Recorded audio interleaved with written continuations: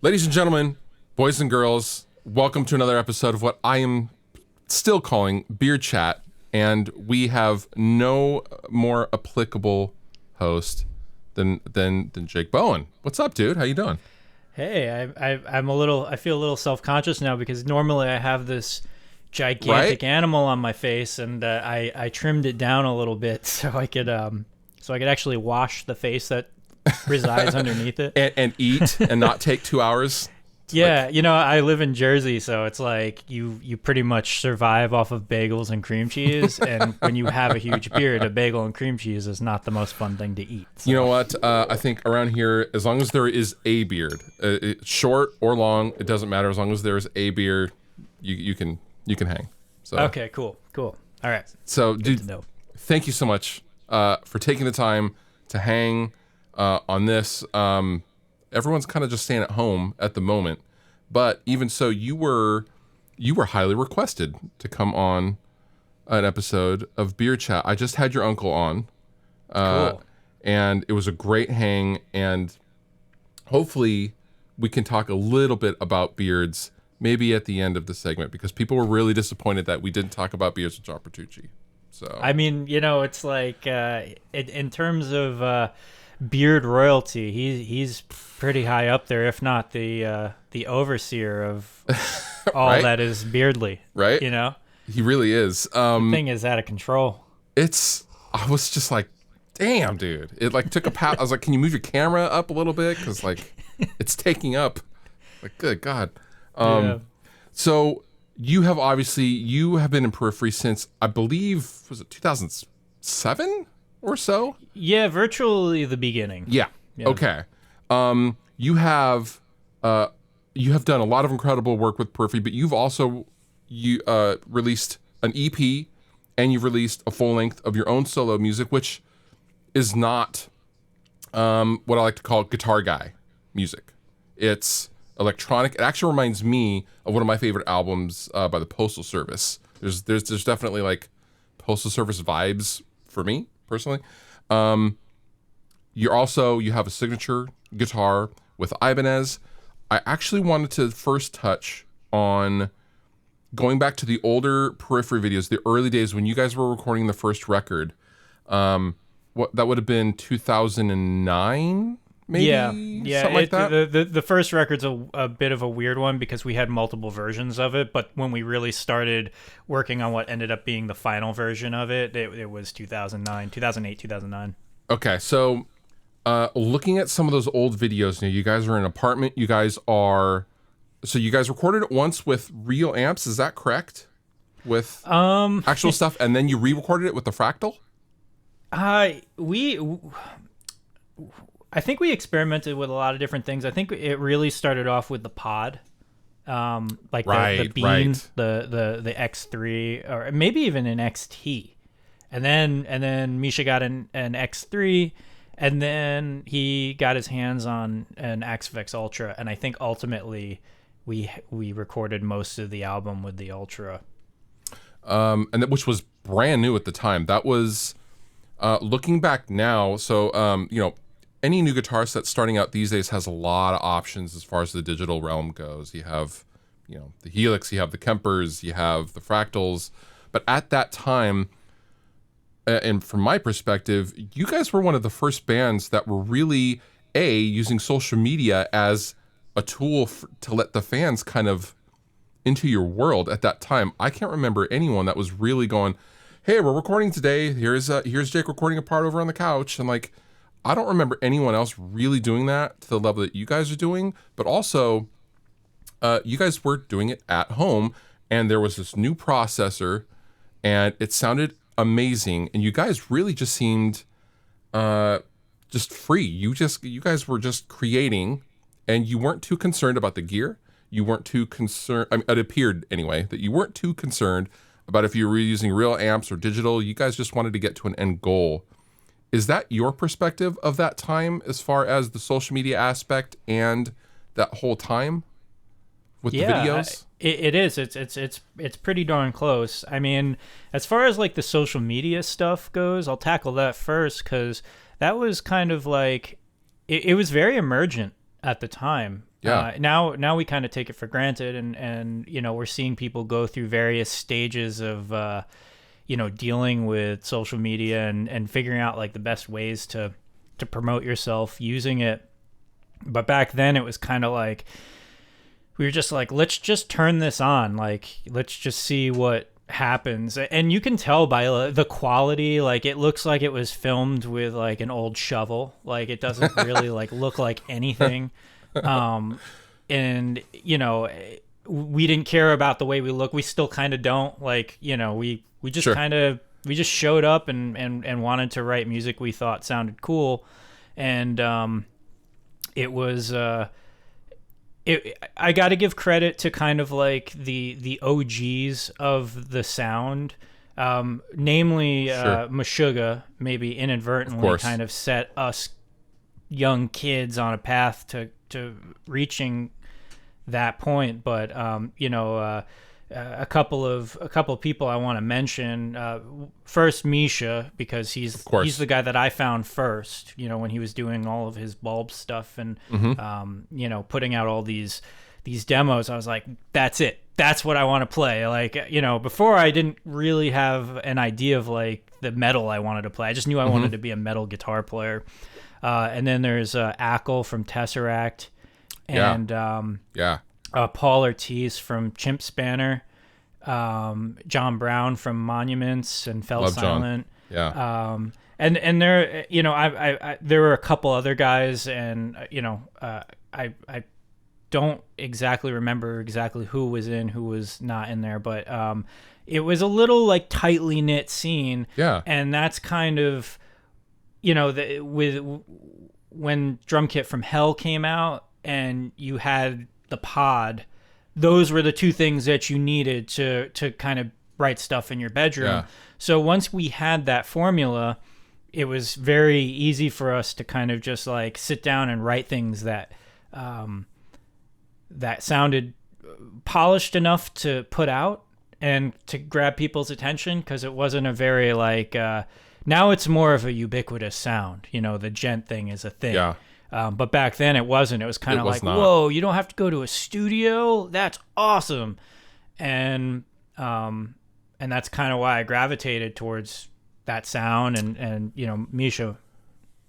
Yeah, you guys were really identified with the genre, rightfully so. Do you think that kind of thing could ever happen again in today's modern climate? Or do you think that was more of multiple things verging just a moment in time?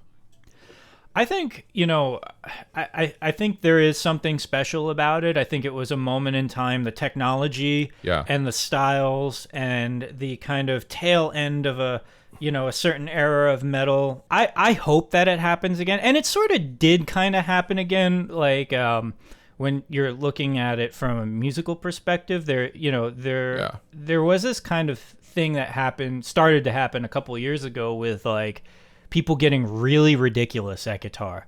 Like, Periphery can play, but the guys that I'm talking about are just like on a whole nother planet. Like, to name some, it would be like Chan or Polyphia, or like just these like Jakub Zatecki, like just these guys who are just like on this whole other plane of playing that like that's kind of beyond what we want to sound like or what we want to do, just because and I feel like that's kind of if we're talking about whether that will happen again, it kind of is like happening in these little phases. So like in the beginning you had Meshuggah, and then after that you had the Meshuggah forum dudes like Misha and those other guys I mentioned, and then out of that you have like this new like era of guitar player and stuff. So I imagine it's going to happen again. I can't predict what it's going to be or what it's going to look like or sound like,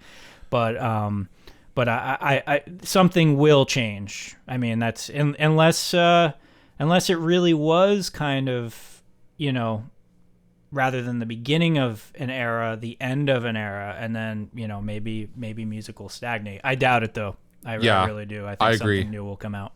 I agree. Do you remember bridging that gap? So it's one thing to sit in in a room and record a record and write this material, do you remember the process of bridging that gap to actually take it to the live setting, the live show? Did you guys ever worry about playing this stuff live when you were writing constantly. I mean, if anybody feels like motivated to go and watch some old footage of us playing, you can hear we have no idea what we're doing. Like we have no idea. Like some of us were better than others at it. Like Misha always like sounded pretty good, but I would listen to my tracks and I'd be like, whoa, this is like, I need to practice, and I feel like we have, we just released a live album, and that was kind of like the moment when I'm like, okay, it ain't perfect, but who goes to a live show and expects it to be perfect? Like, we're not like these other bands, like, I love that. It's important for us to be genuine, and there's no like, we didn't fix anything afterwards. There's like a couple of little tweaks just for like consistency's sake, but like, we didn't even know we were recording that. So we kind of practiced and worked ourselves to a level where we can be happy with our performances, but it was very, very hard, especially at the beginning. And we used to do this thing that I'm so glad we don't do anymore, but we'd film the show. This is back in like 2010, 2011. We filmed the show, or like our sound guy would get a board mix, which, always sound whack unless, you're in a huge band that has like a great board and everything. And we'd sit there after we played. We're tired. We're, some of us had good shows, some of us had bad shows. And we'd sit there and we'd kind of be like, oh, what happened at that part? Like we'd actually do that. And it just made all of us feel so bad, because we always, back in those days, we kind of always felt like, oh man, everyone's replaceable. Like we really have to, like, all of us really have to, be on point at all times to not get kicked out, and that was kind of a, it was kind of like a very like harsh vibe in the beginning. And eventually, once we got a more stable lineup, we stopped worrying about that, and we just trusted everybody to kind of grow together, and we did. And but back then it was like stressful and scary. I couldn't God, I mean, I'm thinking back to some of the shows that my band has done on tour. I'm just like, that would be a real God, I don't know what the environment would be like. It's like being in a dog kennel. Like, it's like so competitive. Yeah. Like, I don't know. That would destroy me. Yeah, it was stressful, and there were never any like threats or anything like that. It was just kind of like we were all our own worst critics, so we just felt just based on that kind of environment, we all just were all really hard on ourselves, and and we're really not like that anymore. We just go out now and we just have fun, like it's more of like a family thing. We do like a huddle before we go on stage. Love and we that. give each other hugs, and it's just more of like a fun thing and not a work thing. But we take it seriously. Of course, and that it shows. With regards to recording your individual parts on an album, do you stay pretty much when replicating live? Do you do your parts that you did on the record, or do you guys kind of decide, okay, well, you should probably take that and I'll take this, because having a 3-guitar setup will allow, you can pretty much replicate the record pretty well as far as the ambient stuff. One guy can do an ambient soundscape kind of stuff while the other guys have a rhythm. Do you stick to your parts that you record on the record live as well? It was actually like the way that you described it. Like when we're divvying up parts before a tour, it's kind of the 3 guitar players will get together on a Zoom call, or if we're if we're in the same area, we'll meet up or whatever. But none of us have any kind of like ego about what parts we want to play. We'll just play whatever. And if somebody requests a part to play, then that's fine too. I'll play some of Misha's parts, and Misha will play some of my parts, and cool. And we just kind of divvy it up in a way that makes sense sonically, because as you know, our stage plot is kind of Mark and Misha on the wings, and I'm kind of in the center next to the drum kit. So a lot of the stuff that would be panned to the center, I'll take, and Sure. And then the stuff that's panned left and right, you know, it could be divvied up between Mark and Misha. But we have been doing this thing recently. We started doing like MIDI, and this goes into like a broader conversation about, you know, not being afraid of the technology that can go into doing a show or recording. But we figured out a way. It's actually our sound guy, Alex. He figured out a way to, because we trigger all of our Axe Effects patch changes via MIDI, we can also trigger panning changes. So that way it's automated, and we don't always have to stick to the, you know, if I'm in the center, then I play the center stuff, and we don't always have to stick to that. So we can have it to where it does it automatically on our timeline. Because if you look at our live show setup, we have the whole show with the click tracks just in one long project file, and and we can put the changes in there too. So it's kind of a neat way to incorporate MIDI into this stuff. That actually segues really nicely into the next thing I wanted to talk to you about, which is your guys' implementation of technology, both in your live show and your recording. The MIDI thing, you guys were the first band I had ever heard of using.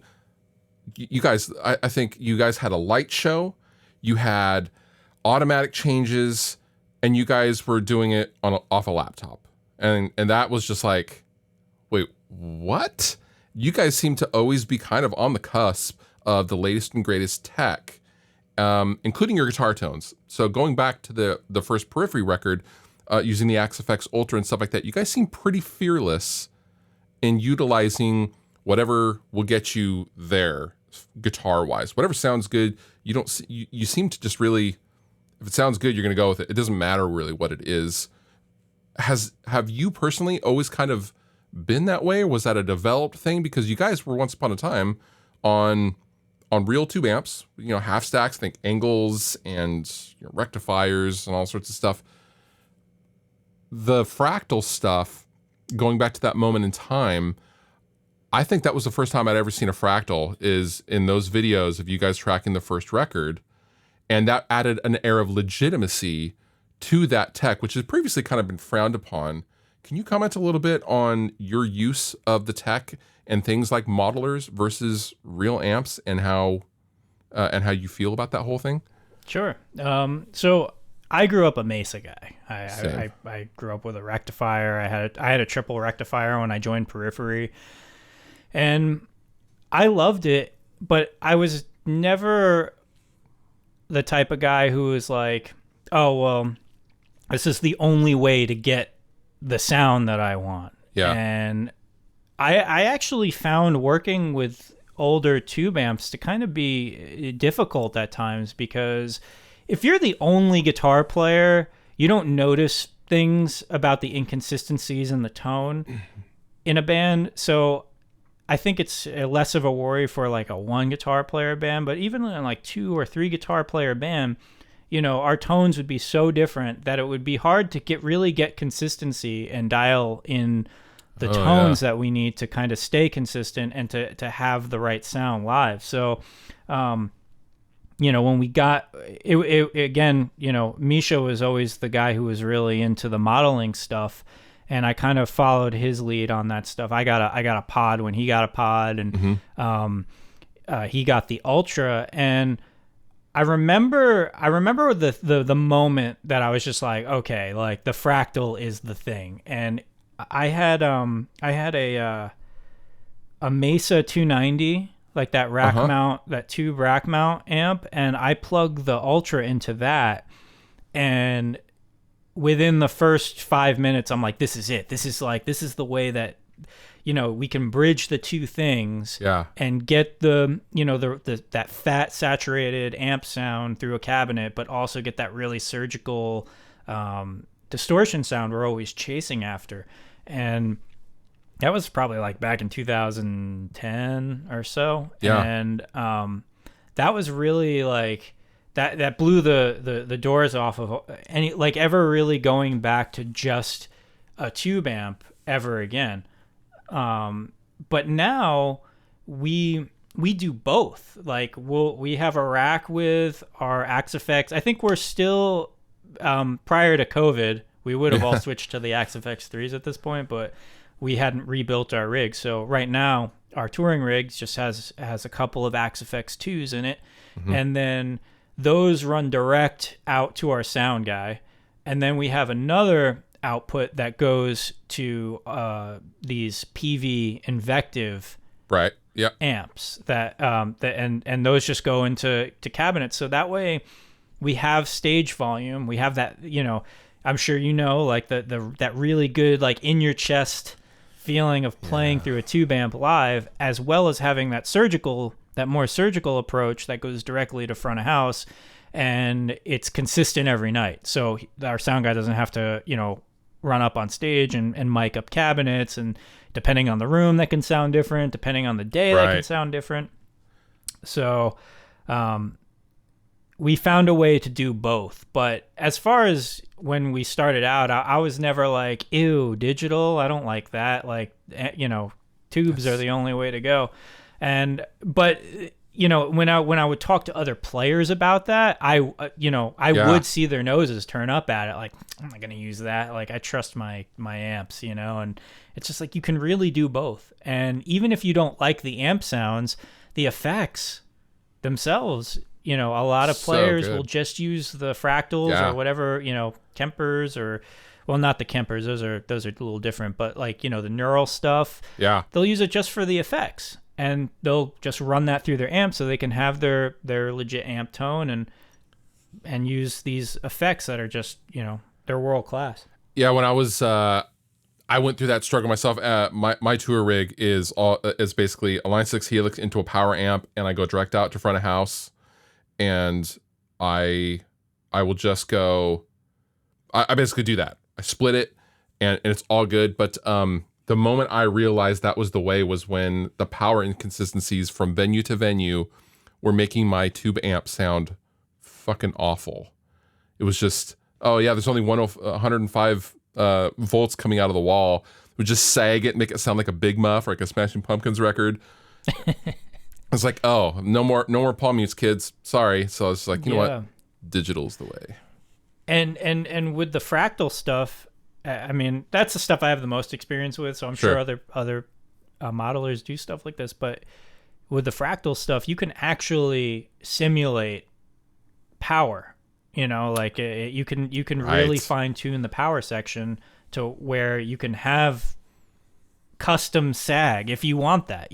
Sometimes it's desirable. So I find that really cool, and I do find the learning curve is pretty tough. The price tag and the learning curve is pretty tough because there's just so many options. It's deep. It's really deep. I always joke that I'm shocked there isn't a simulated grill thickness or like the grill cloth thickness in the fractal. It's like, why don't they have that? Your use of technology, does that also kind of bleed into your solo music and the things that you've done for you? I think you did some segue stuff on starting with the second Periphery record. You did some. I did all the interlude segue stuff on Periphery 1. And 1. Okay. That's not really like a thing past Periphery 2, I'd say. Past Periphery 2, we all like collaborate on it, but Periphery 1 and Periphery 2, like that's me screwing around with synths and stuff. And so you have an EP, as we mentioned at the beginning. You also have the Isometric record. Was that material was it kind of like a Foo Fighter situation where you kind of had this material just kind of hanging around for a couple of years and you decided to put it all together? Or did you sit down and write that? Yeah, I mean, that it was born from working on those Periphery interludes and like electronic elements that we have. I have no idea what I'm doing. I still don't. And it's just kind of something that I really find fun and therapeutic to work on, because it's just kind of like figuring out this other puzzle. Like metal, sure. I can figure out the metal puzzle with Mark and Misha and Matt Spencer, but this other puzzle is just me. And it's kind of like such a different flavor from what we do. So I really I think it was back in like 2006, I got a copy of Reason, and that's where I got started trying to make electronic music. But it really started to take on a life of its own back in 2010. And even that EP that you mentioned, it was never officially an EP. It was just these songs that I kind of periodically just threw up online to be like, hey, I can like write this stuff sort of. Yeah. And then I realized that I could retroactively just release it as a release. Okay. So that's kind of what that is. And then past that, I kept developing what I was doing a little bit further, and started collecting songs I knew that I wanted to put out on an album. And in 2015, I finally released like a full length album.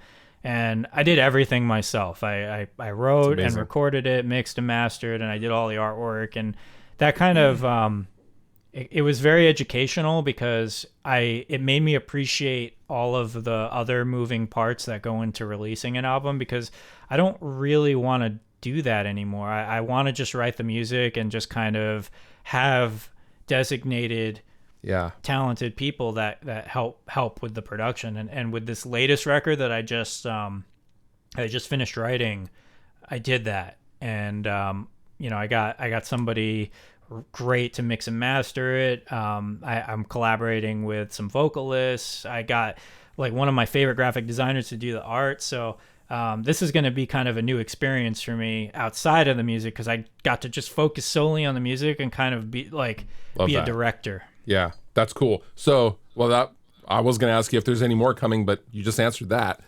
Yeah. Is that going to be out this year, maybe? Yeah, definitely this year. I'm so stoked on it, because probably back in December, maybe as far back as September, I was working on stuff that I wanted, because I knew I wanted to finally follow up Isometric. And I had a couple of cool ideas, but I couldn't form them really into full songs. And then like in December, I wrote this one song, and it's actually the first track on this upcoming album. Mm-hmm. And I was like, whoa, like, I don't know where that came from, but everything has to be as good as this. It kind of like set the tone of what I was doing.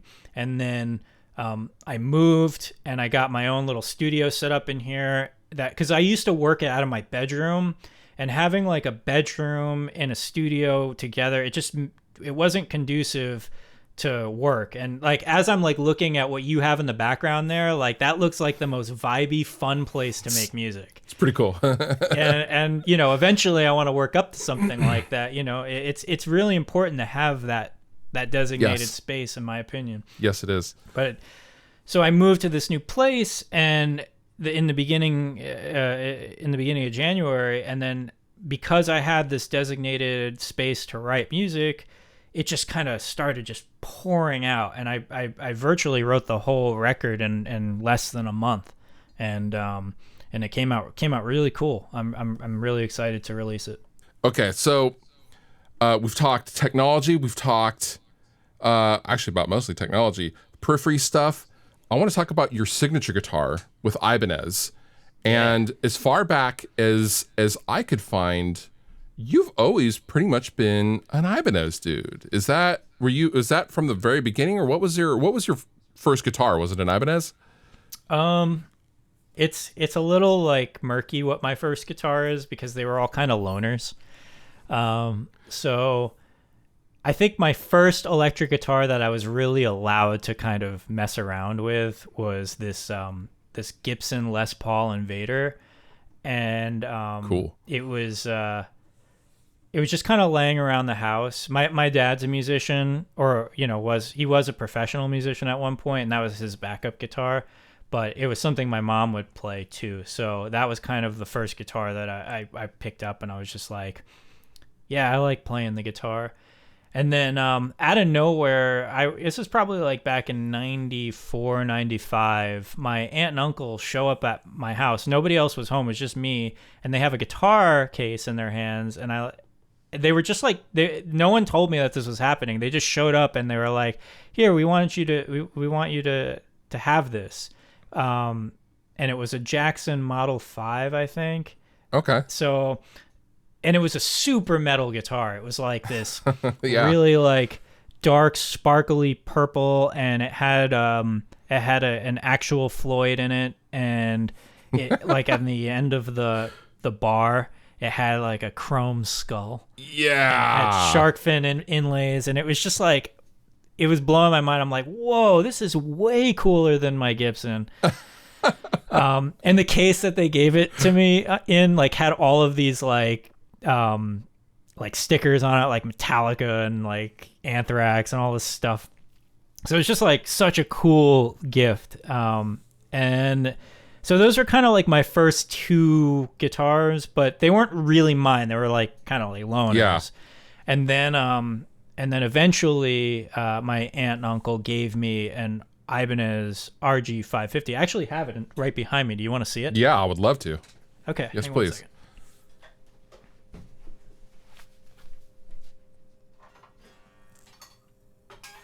This thing's jam-packed with axes. Let me just get my headphones back on here. Whoa. Yeah. So this is probably my first guitar that was mine. With the purple pickguard, dude. Yeah. Wow. Yeah, it's got a lot of... I used to actually get made fun of when I bring this to school. They'd be like, Jake's got a pink guitar, and I'm like, yeah, it looks sick. What's the problem? What's wrong with that?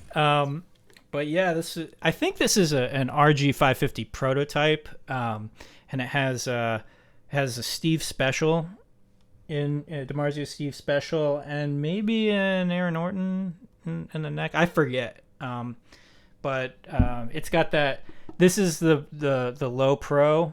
So edge, sick. and this is kind of like this is why I have this bridge in my signature.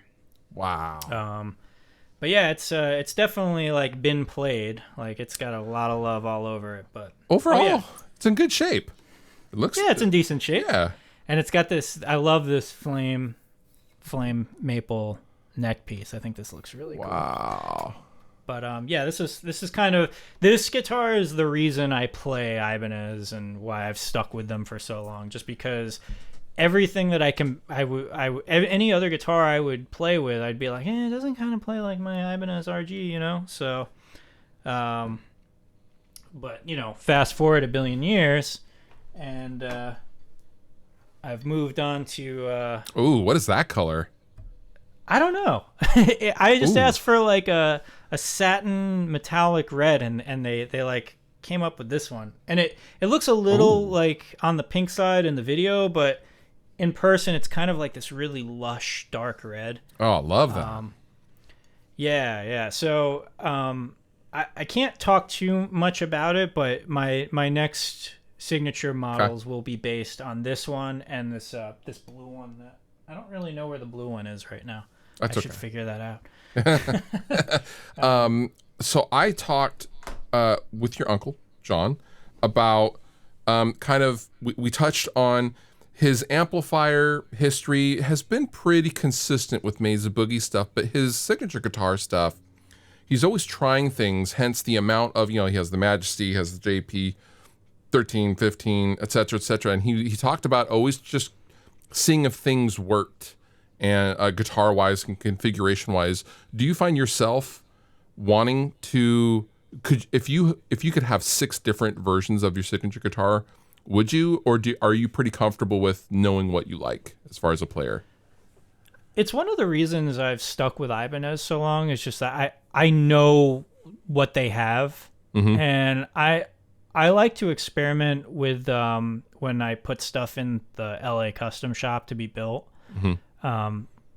And that's kind of where I get I get a little experimental, But because I'm so familiar with Ibanez hardware and what their measurements are and the kind of things that they use, I use that to influence the builds that I do. So, actually, I can show you one other guitar too that has to do with this. Let me get it real quick.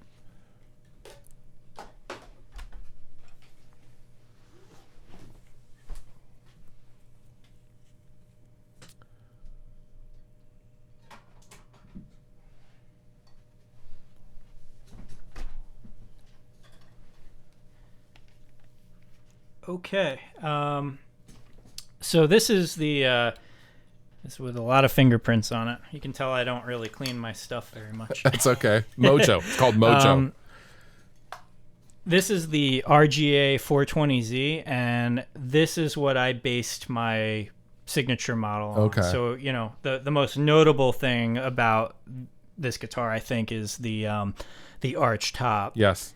And that's kind of that was the basis of what I wanted to build in.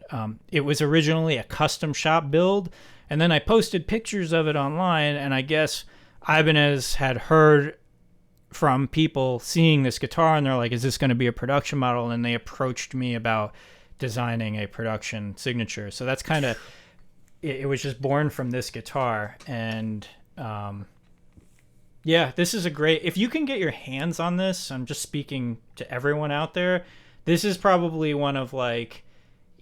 this is like a pivotal Ibanez guitar to own, just because it just feels right. It's just everything about it just feels right. So, yeah, RGA 420, this is what I based my signature on.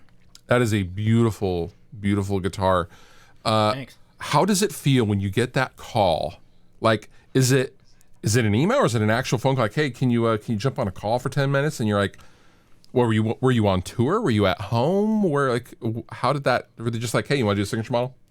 Yeah, it was an email, and I was at home, and I was just I think I was like standing in the kitchen, and I was just like reloading my email, and then it just like popped up there, and I'm like, I had to like. Because that's really never happened to me before. Like, I mean, like, to get, like, an offer that big. Sure. So I read it a couple of times to make sure that's what it said, because it was just so, like, fantastic. Wait, hang on. Yeah. Yeah. Read this, honey. Process it. Yeah. And, then what hits you like a ton of bricks is, like, they want to give me a signature guitar? Why?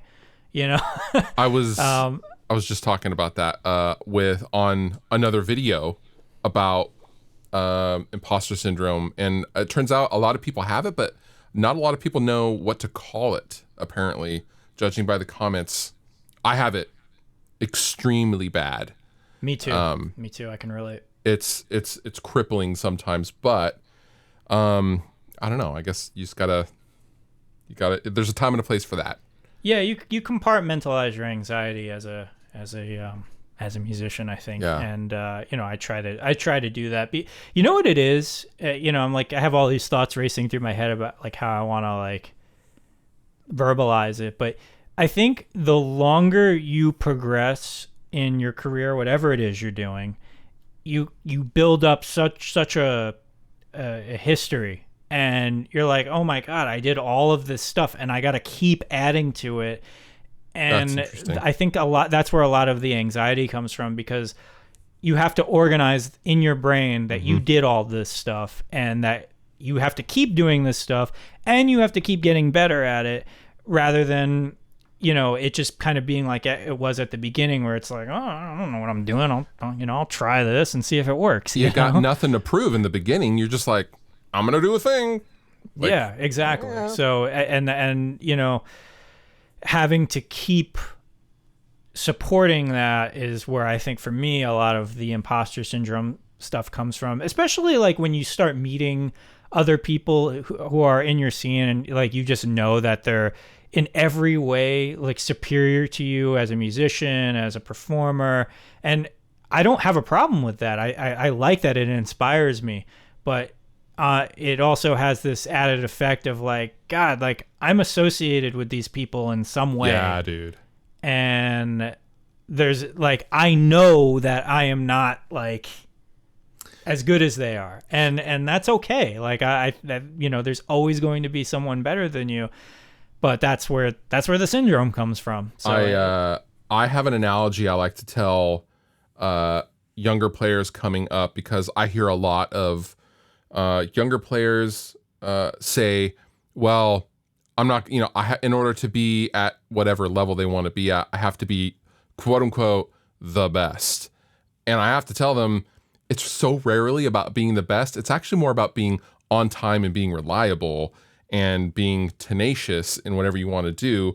But I've always given them the analogy of some musicians are, if we're going to liken it to food, a Thanksgiving dinner. John Petrucci is a Thanksgiving dinner as far as playing. He can literally do it all. Steve Vai is a Thanksgiving dinner, but that doesn't mean a Kit Kat isn't fucking great every once in a while. And I want to just be the best Kit Kat bar I can be. That's it. Because both those things are valid in different situations, and both those things can coexist. And so just pick your food and just be the best, whatever candy bar you want to be, just be the best candy bar. You mentioned something just a little earlier there, that when I get that question a lot, I'm sure you do too, where it's like, okay, like how do I get to where you are? And you said it. I mean, at least in my opinion, what you said was exactly what I tell people. It's just like, be on time, be dependable, and don't be an tenacious.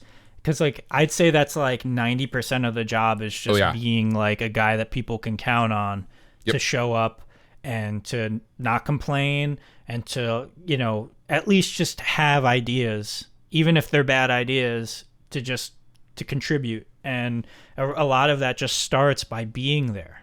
So absolutely, and not being late. So, dude, yeah, I like that. Honestly, yeah, that's it.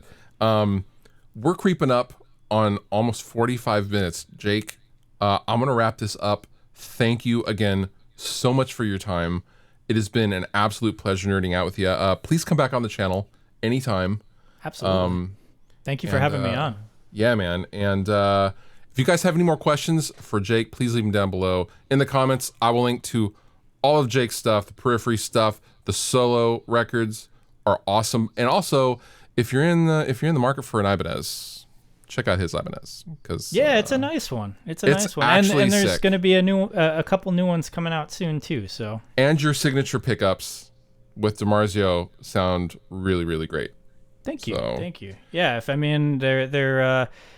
they're very versatile. So even if you're not a metal dude, they'll work for other things as well. Agree. And with that, we're gonna get out of here. Thank you so much for watching, guys, and we'll see you next time. See ya.